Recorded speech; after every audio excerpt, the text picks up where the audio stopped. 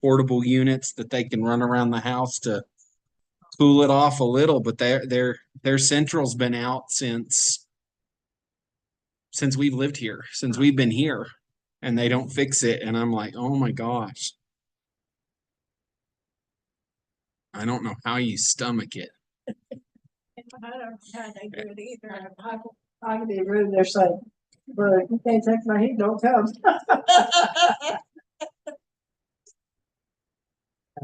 Maybe that's a good way to company. Yeah. All right. Well, let's get started. Okay. So, we have, as of last time, we have just finished the Lord's Supper. So they've done the Lord's Supper, and then interestingly enough, verse 26 says, "And when they had sung a hymn, they went out to the Mount of Olives." This is verse 26 of Mark 14. Okay, so it is one of those things that's pretty clear that the end of the Passover meal involved the singing of a hymn, and then they went out. Okay, and so where they went is on the eastern side. Remember all my points correctly. On the eastern side of Jerusalem is the Mount of Olives. Okay. The Hill of Olives is probably more fair. It's not like a mountain. Okay. But there is a garden that was often used. You hear it in other places called the Garden of Gethsemane. Mm-hmm. Okay. So there's this garden, and that's where Jesus is heading. Okay. And so as they went out to the Mount of Olives. Now, one of the things that you learn as you deal with this is some of this takes place during their walking. So the verse 26 through 31 happens while they are walking that way. Okay. When you look at the Gospel of John and you see the long kind of discourse that ends with him praying in John 17, all of that is actually during the upper room, during the time that they're doing the Passover. Okay. So it's before they leave to head to the garden. Okay. That's important because when you look at the discourse from John 13 to John 17, he talks about going away. He talks about all these things, but his prayer is very specific for his disciples and all of that. And then when you come to Matthew, Mark, and Luke, they talk about his prayer the night before the crucifixion as being praying for himself and praying that the cup will pass and all of that. Well, the issue there is that this is after that. So what we are looking at is sometime in the evening, they had the Passover, probably just after sundown. Yeah. So a couple of hours in there. And then so about 9 o'clock, they get up and they're heading out to the Garden of Gethsemane. And it is during his travel out there that he really begins to be burdened by where he's about to be headed. I can imagine. Okay. So some of the time frame is very, very important. We know that they get to the garden and he begins to pray somewhere around 9 p.m. Okay, because he goes back 3 times and prays an hour. So there's 3 hours of prayer. And we know that the arrest movement comes right at midnight, right around midnight. So we kind of get an idea of what the passage of that evening looked like. But during his travel out to the Garden of Gethsemane, in one of the other Gospels, he brings up, he goes, actually it comes up a little later here. So it says, when they'd sung a hymn, they went out to the Mount of Olives. Jesus said, "You will all fall away, for it is written, I will strike the shepherd, and the sheep will be scattered. But after I am raised up, I will go before you to Galilee." Okay. Peter said to him, "Even though they all fall away, I will not." Okay. Bless Peter's heart. I know. And Jesus said to him, "Truly I tell you, this very night before the rooster crows twice, you will deny me 3 times." Okay. Now, remember that in the other gospels, the twice there for the rooster's not mentioned. It's just before the rooster crows. But he said emphatically, if I must die with you, I will not deny you. Okay.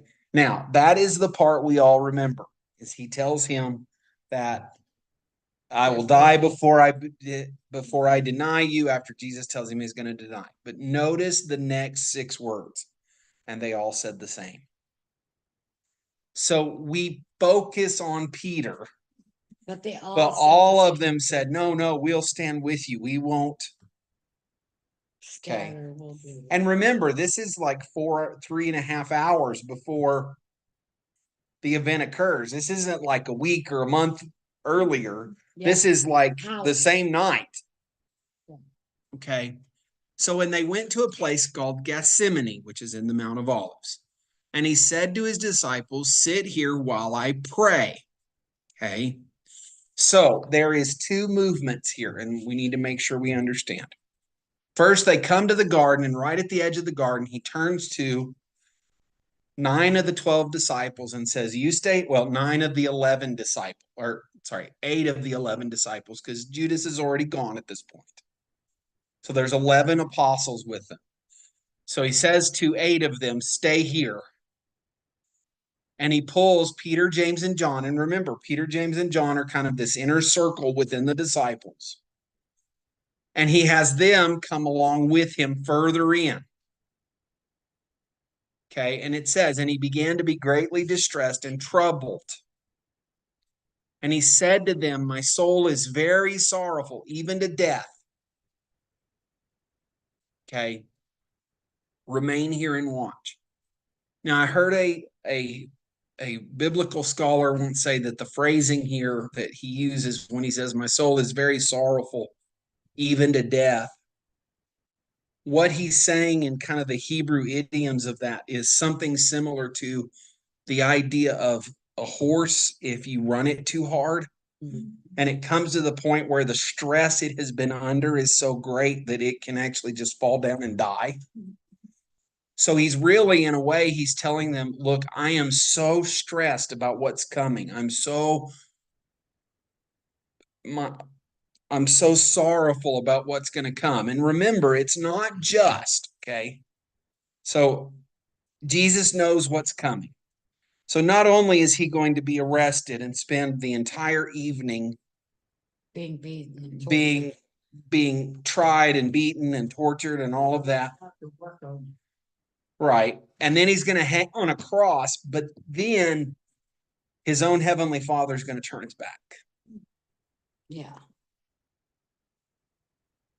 Because he can't look on sin. So he's saying, look, I am so stressed. I feel like I'm going to die. Well, it gets even further as we get further into this. Although it doesn't mention all of that here. But so understand, he tells Peter, James, and John, look, I'm almost beyond myself. Okay, and so he goes a little further, and it says he goes about a stone's throw. And he falls on the ground. And he prays if it's possible that this hour might pass. So he spends an hour begging God. Okay, Abba, Father, all things are possible for you. Remove this cup from me, but not what I will, but what you will. Okay, so notice the very power of this. If there's any other way. Okay. Now, I want to make sure we understand. This is the climax of this part of the gospel. This is where the victory is won. Is Jesus on his knees before the Father praying. This is the moment where he is making the decision of whether he will go through with it. Is in the garden. Okay. He is heartbroken. He is in a state of shock over what's about to happen. And he goes before the Lord and says, look, I want something else to happen here, but I'll do whatever you want. And so one of the other gospels says he prays for an hour. Okay. And he comes back and he finds Peter, James, and John, and finds them asleep. That would be me. So he goes, Simon, are you asleep? Could you not watch for 1 hour? Watch and pray that you may not enter into temptation. Look, this is for your temptation that's coming. The spirit is willing, but the flesh is weak. So he goes away. Okay. He goes away again and he prays another hour, basically saying the same thing. Comes back and he finds them asleep again. Okay. And it's not clear whether he wakes them or whether he just goes back to pray and lets them sleep. But it says he goes a third time and prays once again. Now, one of the other gospels tells us that during this third period of prayer, the stress level ratchets as he's praying. And it becomes to the point where he actually begins to sweat drops of blood. Okay, now there is an actual medical thing here that you get under so much stress and your blood pressure and all of that, and it causes the capillaries that are really close to your sweat glands to rupture. And you begin to have sweat come out of your sweat glands. So he's literally sweating blood.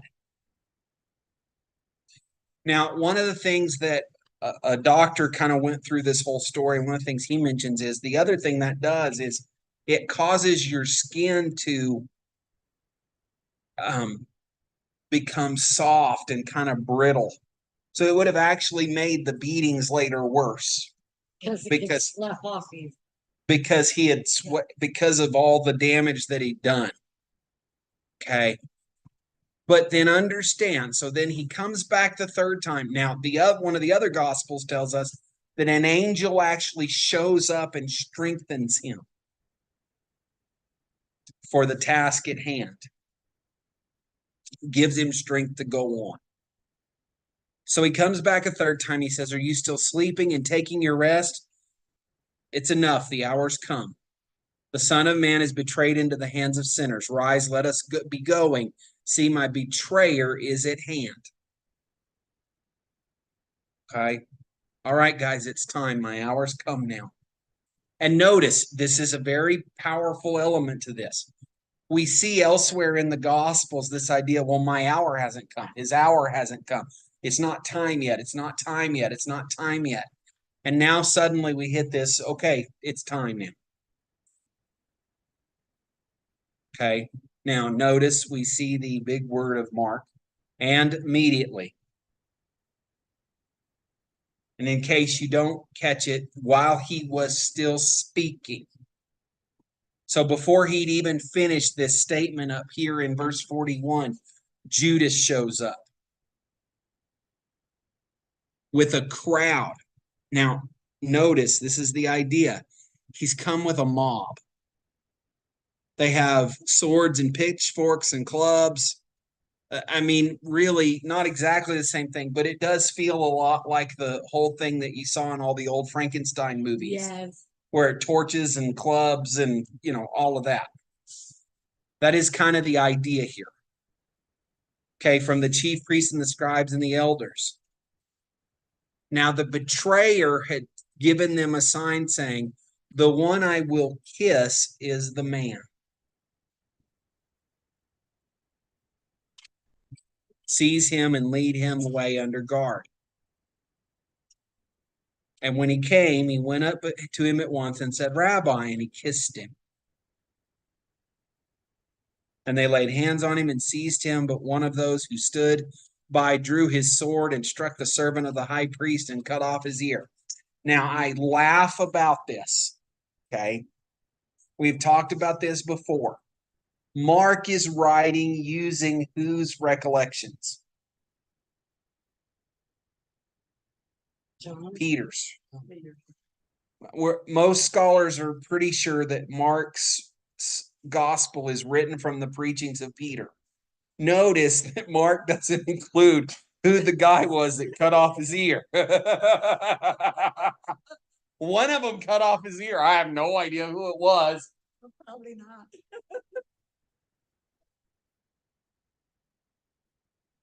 So we know from the other gospels it was Peter who Right. cuts off this guy's ear.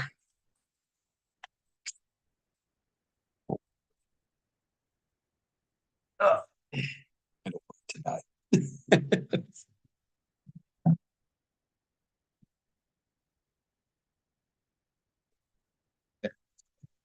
Okay, so Jesus says to them, "Have you come out as against a robber with swords and clubs to capture me? Day after day I was with you in the temple teaching, and you did not seize me. But let the scriptures be fulfilled." And then it says, "And they all left him and fled." Now understand who it means. Okay. The ones who left him and fled were the disciples. So all of his disciples ran away. But notice how Jesus says this. Are you saying I'm a robber? I was around you all day, every day in the temple. You didn't seize me there. Now you come out at midnight. He's calling them out on what they're doing. Okay. Now remember, and I believe it's in John's gospel, that they come up and even with the kiss, they ask, "Are you Jesus of Nazareth?" And he goes, "I am." And they all hit the dirt. For just a moment, he reveals who he is to them. And then it comes back and they say, "Who are you looking for?" And then Jesus Nazareth, "I already told you I'm him," and go on. Now, for the Gospel of Mark, there is this 2-verse little moment here that gets a little bit fun. Verse 51 and 52. "And a young man followed him with nothing but a linen cloth about his body. And they seized him, but he left the linen cloth and ran away naked." Okay. Now, Was that Peter? no, that wouldn't have been Peter. There are a lot of scholars that believe that this is Mark talking about himself. This is the only place this comes up. This guy in a linen cloth and running away naked. And so a lot of scholars believe that the reason that's there is because that's Mark. That he was a disciple. He wasn't an apostle, but he was a disciple. He happened to be around that day, and he was nearly caught, and he ran away naked. Okay. Whether that's true or not is not the most important thing. The most important thing that we need to remember here is how this is all working. Okay. And the reason I bring this up is because sometimes we struggle with the discussion of the difference between the triumphant entry, which is 4 days, 5 days ago at this point. Okay. And everybody proclaiming him the King of the Jews and Hosanna and all that. And then suddenly they're wanting to kill him. Okay. What we need to understand that sometimes gets missed in the storytelling is this. This is a clandestine attempt to legally assassinate Jesus. So what I mean by that is they've come at midnight on the Passover. On the day before the Passover, they've come at midnight and they've arrested him outside of town with just his, small band of followers that would have been out at that time of night. The majority of Jerusalem is in their beds. So nobody can see what they're doing. They lead Jesus to the high priest. So they wake up the high priest. They've planned all this out. The high priest and the chief priests and the elders have gathered. waiting for this arrest so that they can do it at a time where nobody will know. So at 12:30, 1 o'clock in the morning, they've convened the court to try him. They're afraid of little hop. Uh-huh. And it says, and by the way, this is a very important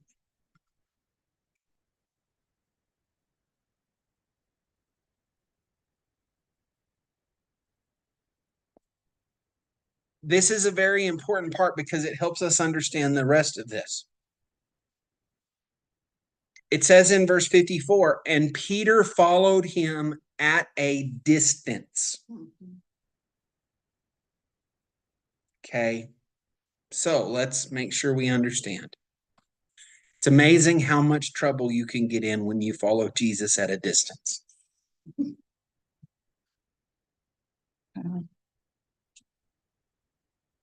See, we're about to hit the denials. Yeah. Peter is still following Jesus, but he's keeping his distance. He doesn't want to be associated. He is in a position, and let's make sure we understand his position. He's in a position where he can't stand to not know what's going to happen, but he doesn't want to get pulled into it. Okay, everybody's run away, and when we find out in the Gospel of John is both Peter and John kind of follow at a distance. That they're unwilling to really be honest about being with him, but they have kind of trailed along. They don't want to be complete cowards either. Mm-hmm. So right into the courtyard of the high priest. Now we know from John that John knew the high priest. And so he was allowed into the courtroom and Peter was left outside. He's warming himself at a fire. Okay. So we have this moment where we see this moment of Peter that he's come into the courtyard of the high priest. He's sitting with the guards and he's warming himself by the fire. Then we move away from Peter and we come now. The chief priests and the whole council were seeking testimony against Jesus to put him to death. But they found none. So they're trying to find something for which they can condemn Jesus. But all the false witnesses are telling different stories. It's clear they're false witnesses. They've been paid, they've been bought off, but they can't agree. Some stood up and bore false witness against him, saying, we heard him say, I'll destroy this temple that is made with hands, and in 3 days I will build another, not made with hands. Well, he did say that. But wasn't he talking about his body? Yes. Not the actual temple. Right. Okay, yet even about this, their testimony didn't agree. Okay, so they're in trouble. They can't, they're afraid they're not going to be able to convict him. The high priest stood up in the midst and asked Jesus, have you no answer to make? What is it that these men testify against you? But he remained silent and made no answer. Again, the high priest asked him, are you the Christ, the Son of the Blessed, the Son of God? And Jesus said, yeah, I am. You will see the Son of Man seated at the right hand of power, coming with the clouds of heaven. He gives them an honest answer, and this is what they finally use. Look, we've got it. We've got the blasphemy. Okay. The high priest tore his garments. By the way, they were never supposed to do that. No, not even if their family died. In the Old Testament, it tells them the high priest is not to tear his priestly garments. So he broke the law of Moses in his frustration at Jesus. And by the way, probably for show. Oh, what further witnesses do we need? You've heard his blasphemy. What is your decision? And they all condemned him as deserving death. And then watch. And some began to spit on him and to cover his face and strike him, saying, prophesy. Now, let's make sure we understand. It tells us in another gospel what they're actually saying. Prophesy. Tell us who hit you.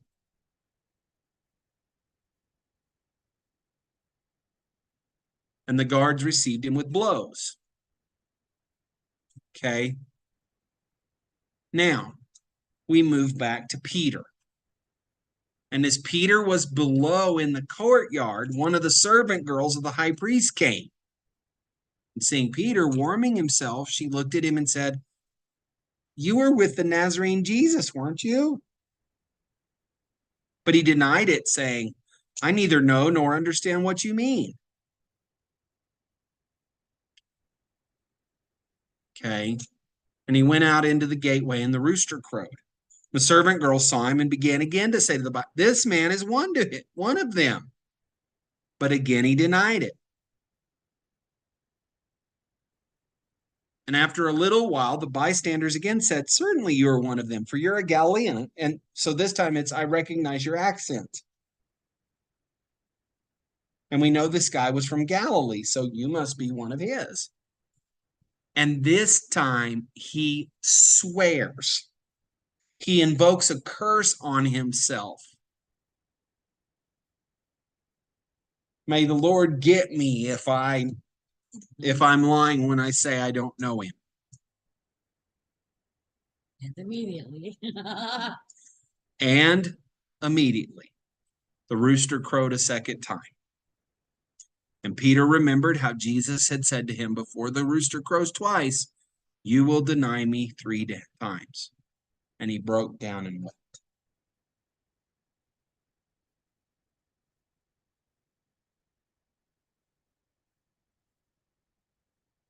Following at a distance and being unwilling to stand up. Okay. Now, when we move to chapter 15, now we are seriously moving quickly now. And as soon as it was morning, so now notice morning, but it's morning, like 6 o'clock in the morning. Sun's barely up. Nobody's up and around yet. The chief priests held a consultation with the elders and scribes and the whole council. And they bound Jesus and led him away to be delivered over to Pilate. And Pilate asked him, "Are you the king of the Jews?" And he answered him, "You have said so." And the chief priests accused him of many things. And Pilate again asked him, "Have you no answer to make? See how many charges they bring against you?" But Jesus made no further answer, so that Pilate was amazed. Okay. Now, so Jesus is refusing to answer. He's being silent. Okay. Now, at the feast, he used to release to them one prisoner for whom they asked. Okay. So, understand, and the other gospels go into more detail about this, but it is important that we understand what is going on. Pilate has already been warned off. About releasing him. No, about having anything to do with him at all. His wife had this dream that was apparently scared the living daylights out of her that very night. And she had sent a message to her husband and said, "You don't have anything to do with it."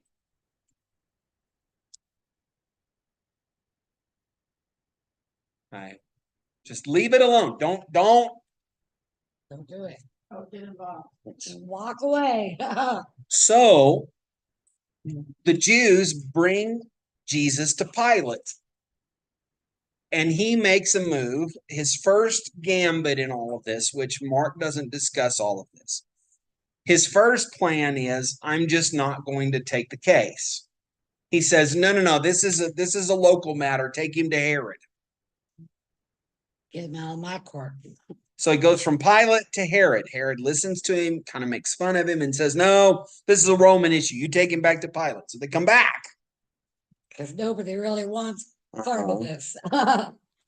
So now Pilate begins to talk to him, and it's clear, and I'm going to say it this way, it becomes clear to Pilate very quickly that there's something wrong here. Okay. So he begins to talk to him, and they keep in with the charges and all of that. And there is this kind of implied threat that is going on here that we don't see because we're not in the time. A lot of scholars believe that Pilate is in a position right now where he cannot afford for there to be any kind of revolting in Israel, or else his job is over. He's had a hard time keeping them under control, and he's worried that he could get executed and removed, or at least removed and maybe even executed if the Jews decide to revolt again. So what he's trying to do is he's trying to play both sides. He's trying to be just and not kill Jesus, but he's trying to do it in such a way where he's not the one in trouble. Okay. So he comes first, and one of the other gospels brings it up that after they've made accusations and all of that, and we've come to a point, he says, okay, I've got an idea. I'll punish him. And then that'll satiate the bloodlust and they'll let him go. I'm popular tonight, this evening. You are. So they decide, well, we'll punish him. So they have him beaten, and then they bring him back out. And that backfires. Okay. So the next move he makes is, well, we have this tradition at Passover that I release a prisoner to you. Okay. So where they would get to choose, the Romans would choose, Pilate would choose a couple of prisoners and would give them a choice to be released. Okay. Now, Jesus is this traveling rabbi who you never heard really anything bad about except, by these guys. And the other guy is a convicted murderer, a convicted revolutionary, and a thief named Barabbas. And so Pilate goes, oh, there's no way they choose Barabbas over Jesus. Only they did. They do. Okay. So they choose Barabbas. And then he says, okay, so what do we do? What do I do with Jesus? Throw him in jail? No, crucify him. Okay. Now, Gospel of John goes into a little more detail here, and it's important that we get to this because it tells us something about how desperate they are to have him killed. Okay. Because they actually first of all, they threaten revolt. But at one point, he says, what shall I do with your king? And they make this comment. They say, we have no king but Caesar. Okay. Oh, now, I do remember that in the other gospels. Okay. Now, so let's deal with what we're dealing with. In the entire Bible, who was supposed to be their king? God. God is not our king. Our king is Caesar. And if you let this guy go, you're no friend of Caesar. Our king. Okay, now, here's where this comes into a little more important. In about 35 years after this, they revolt against their king Caesar. And their king Caesar comes and wipes them out and scatters them to the wind. They claimed it. Caesar's our king. And their king came and did what he wanted with them. There is a very powerful element to we have to understand him. And I want to make sure I say this. That does not mean what has been kind of a tenet in European life for 2,000 years that we need to hate the Jews because they killed Jesus. Okay. That if you really want to know, that is a major element. One of the big examples of that is Anybody like to take a guess at who one of Hitler's major supporters in his genocide of the Jews was? The Catholic Roman Church in Catholic Church. Germany. They thought it was a great idea. Jews weren't to be trusted because they had killed Jesus. In fact, even today, and I'll say it this way, there is in the movie, what was it called? The Passion of the Christ, which is a very Catholic rendition of, okay, they have a line by the chief priest that is not translated in subtext. And it's a line from the Bible, but it's a big thing. Let his blood be on our head and on the heads of our children. They did say that. Okay. However, the blood of Jesus is on all our heads. It's our sin that caused him to be there. So his blood is on all our heads, and we have to remember that. But the idea here is that Pilate repeatedly tries to get out of it without standing up to the people. And in the end, he turns him over to be crucified. And it says, so Pilate, this is verse 15 of chapter 15. So Pilate, wishing to satisfy the crowd, released for them Barabbas, and having scourged Jesus, he delivered him to be crucified.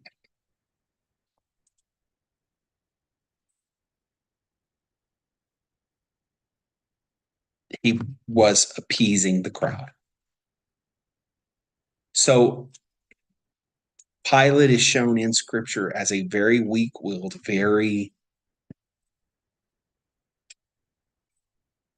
not a very good leader. Okay. So, and the soldiers, is verse 16, and the soldiers led him away inside the palace, that is the governor's headquarters. And they came together and they called together the whole battalion. And they clothed him in a purple cloak, and twisting together a crown of thorns, they put it on him. Okay.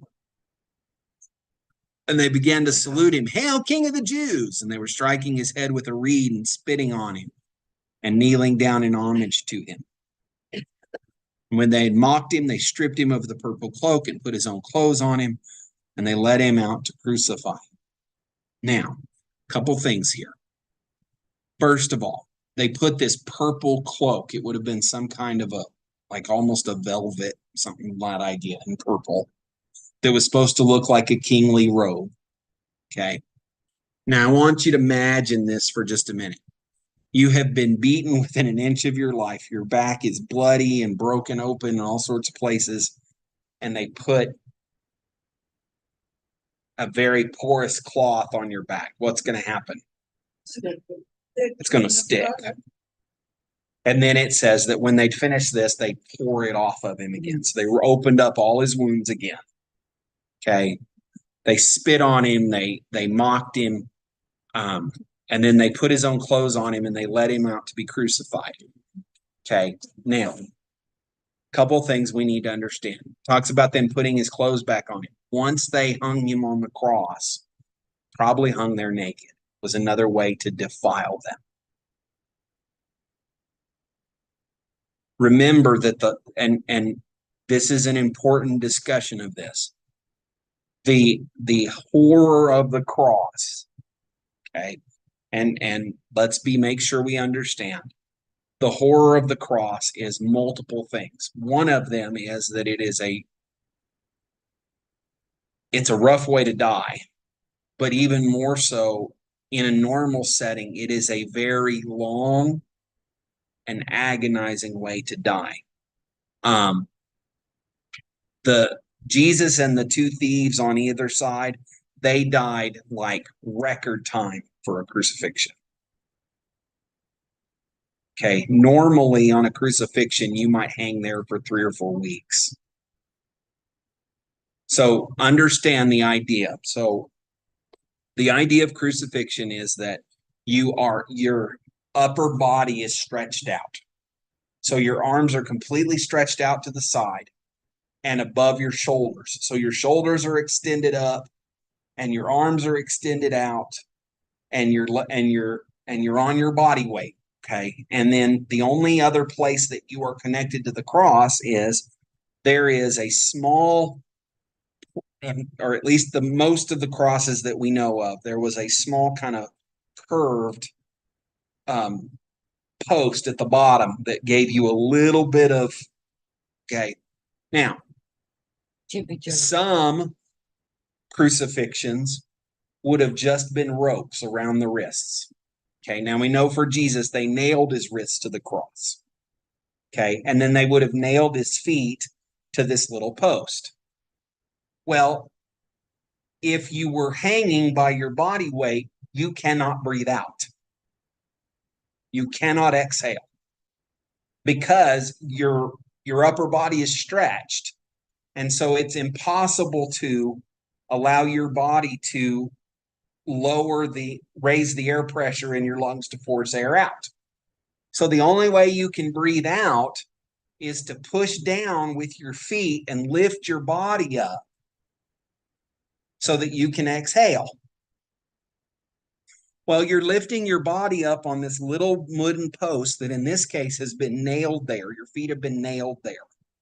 So you're putting your weight on the nail and lifting your legs and breathing for as long as you can hold that position.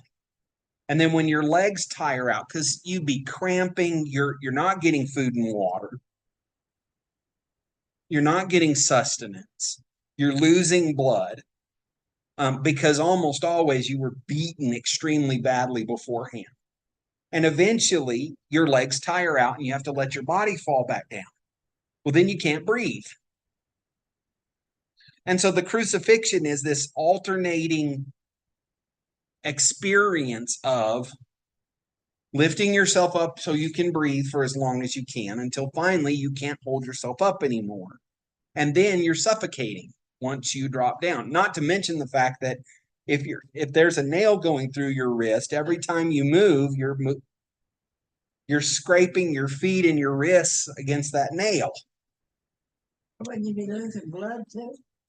Not a huge amount, but there's some. But then in addition to all of that, you're being ridiculed. In fact, a lot of times they would take and they would crucify them by the sides of the road so all the Roman citizens could come by and see all the people that had been crucified while they hung there. Well, during the day, you're in the sweltering sun, you're losing water. So 3 or 4 days, you're dehydrated beyond reason.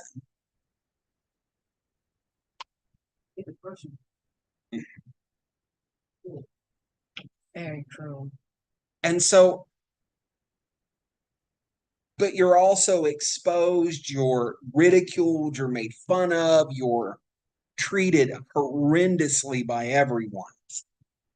Okay. In fact, crucifixion was so bad that a Roman citizen could not be crucified unless the only way you could is if you were a soldier and you had committed mutiny or treason. So that's the reason Paul isn't crucified. He's beheaded because he's a Roman citizen. They can't crucify him. It's so bad that if you have Roman citizenship, they won't do it to you.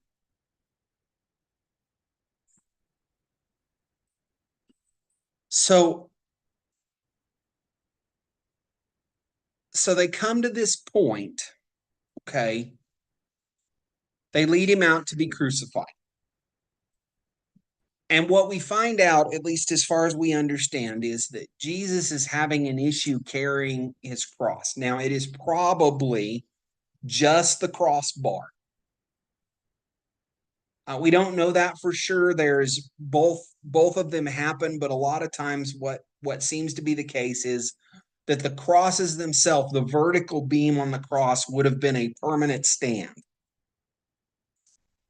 And then they would have had you carry this cross piece on your shoulders all the way up there before they nailed you to it. And so it's carrying your own switch. that's Go pick your own switch from Yeah. the flesh thing. okay. So what appears to have gone on is the fact that he is so weak from loss of blood and no sleep and all of that he keeps falling down. And they're trying to get him there. So they grab this guy, and his name is Simon. He's from Cyrene, which probably means he's an African man. Okay. And they make him carry Jesus's crossbar up to the crucifixion site. So they bring him to Golgotha. That's the Hebrew name, and it means the place of the skull. So it's an execution site, is really what this means. Okay, now it tells us in verse 23, it says they offered him wine mixed with myrrh. Okay, the myrrh would have acted in some ways like a sedative or an analgesic. It would have made the pain a little bit less. But it says Jesus doesn't take it. Okay. So it says, and they crucified him. Okay, they hung him. Then they take his garments. So see, we've got all the garments. We've got his outer garments and his inner garments. And we know from one of the other gospels that they divided his outer garments among them. But his inner garment is a woven shirt, and it was all one piece. There wasn't even any seam in it. It was all one piece.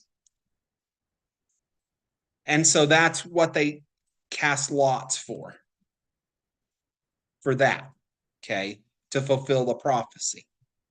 Okay. Now it says it was about the third hour when they crucified him. That means it's 9 o'clock in the morning. Okay, so now here we come back to this discussion. How does it work that less than a week earlier, everybody's singing his praises and all of that? The ones who were singing his praises still don't know what's happened. By the time everybody knows, It's already over. it's already over. Remember, they're prepping for a holiday. It's Passover. That's why they have to take them down early. Is because there's about to be a Sabbath. So everybody's preparing stuff. They probably don't know. Some do, but not all. It's 9 o'clock in the morning. So, and then the inscription of the charge against him read, "The King of the Jews." Okay, now we know from one of the other gospels that the chief priests and the Pharisees said, don't put that up there. Put that he said he was King of the Jews.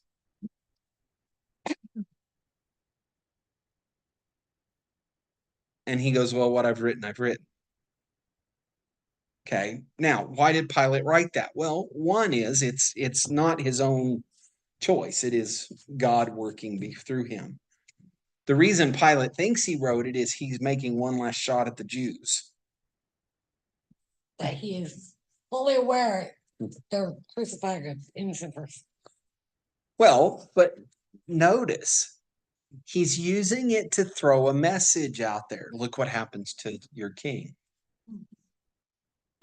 And they're like, no. Don't put down that he is the king of the Jews. Put down that he said he was king of the Jews. No. It's a shot. But what's the real reason it happened? Because God led for the honest answer to be put on the cross. You have crucified your king. Now remember, all the way back in the Old Testament, and they will look upon him who they pierced, and they will mourn. The truth of the matter is, while that has not been completely fulfilled yet, that's the point here. That Pilate has written in a shot at the Pharisees, has written the truth that they are murdering their own king. Okay, now, verse 27 then says, and with him they crucified two robbers, one on his right and one on his left.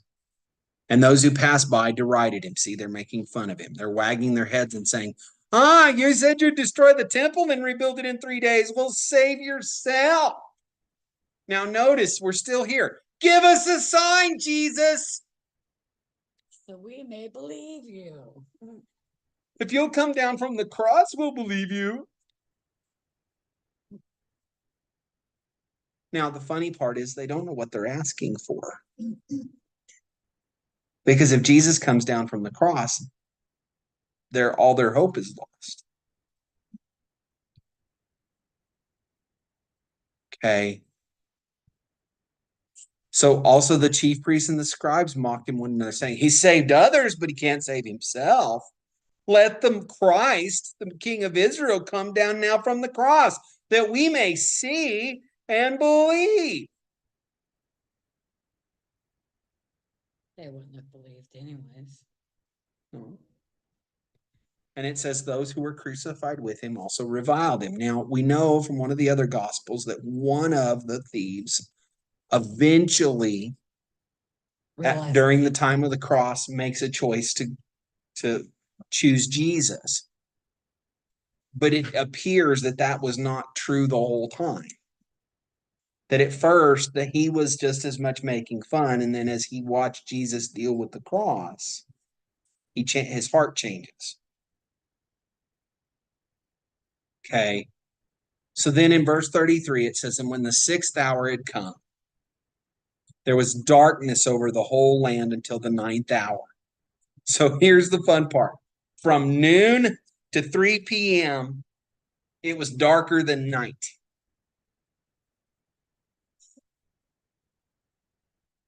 God turned all the lights out.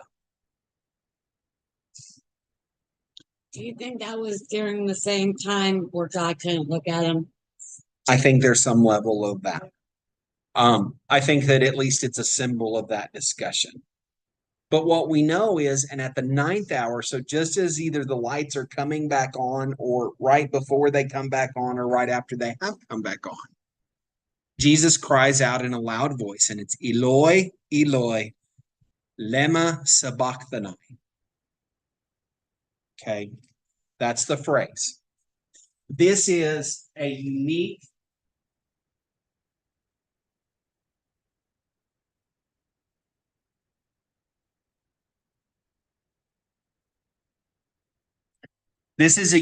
moment in the Gospels.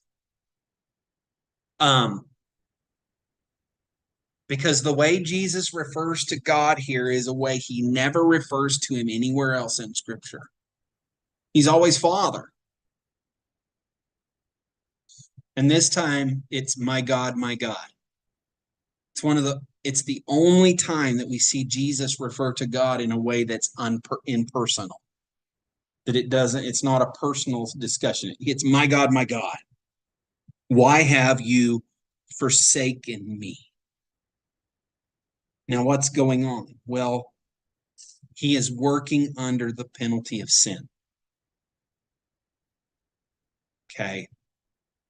Now, the bystanders hear it, decide to make fun of him some more.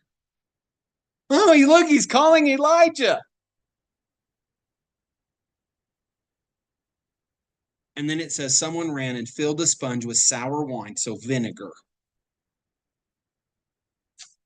with a wine vinegar. So not white distilled vinegar, but a wine type vinegar. Put it on a reed and gave it to him to drink, saying, wait, let's see whether Elijah will come to take him down. Okay. Now, so there is a point here.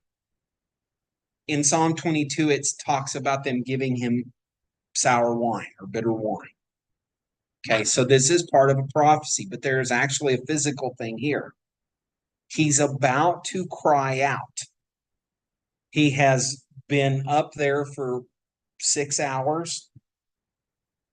He's parched. He's lost a lot of blood, which would increase the dehydration. And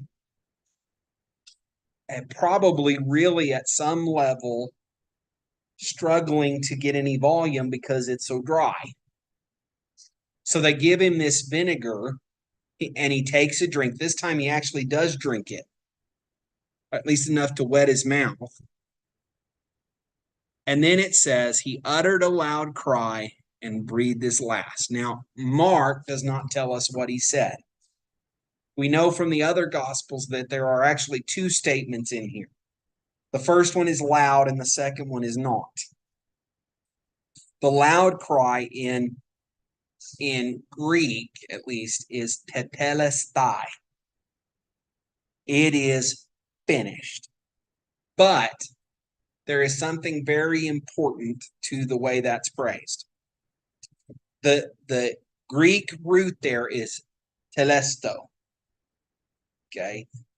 Notice it says tetelestai. The doubling of a prefix in Greek stands for what is called in Greek the perfect tense. And what the perfect tense means, it's something that happened in the past, but the ramifications of it happening go on forever. It was, is, and will always be finished. At this moment, it is finished forever.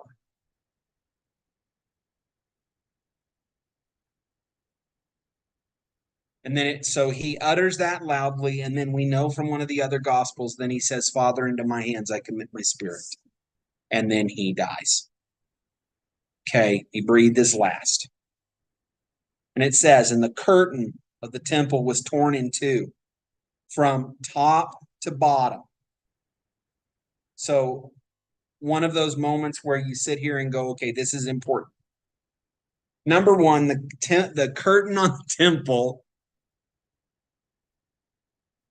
was a cloth that would have been way thicker fabric than what you think of when you see those giant movie theater curtains. You know, we don't use them so much anymore, but back whenever you had a lot of plays, you'd have those big, thick curtains that you would put. Okay.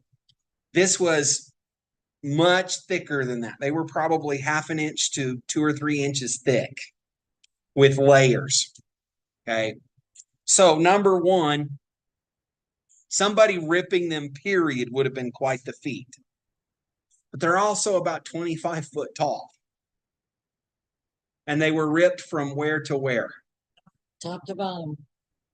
Which means you'd have to be super freaking tall to be able to rip it from top to bottom. And super freaking strong. And super freaking strong.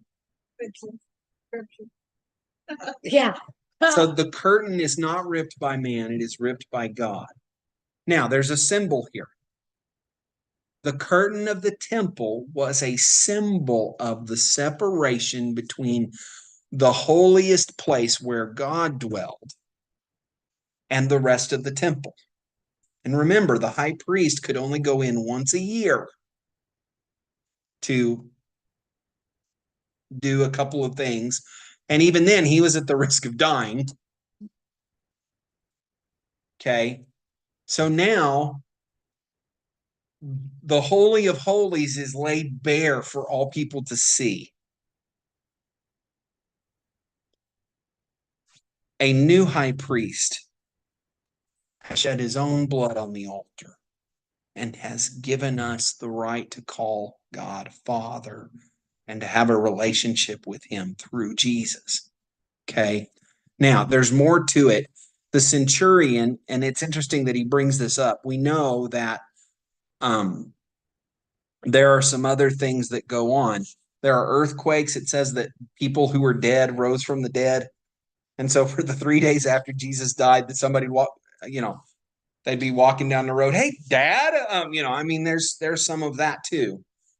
But however this works, this centurion, so he's a leader of 100 men, Roman soldiers, is watching, and he looks at him as he dies and goes, wow, truly this man was the Son of God.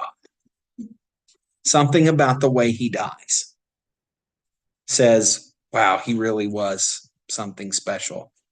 Okay. Now, verse 40 says, there were also women looking on from a distance, among whom were Mary Magdalene, Mary, the mother of James the Younger and of Joseph, that's Jesus's mother, and Salome. When he was in Galilee, they followed him and ministered to him. And there were also many other women who came up with him to Jerusalem.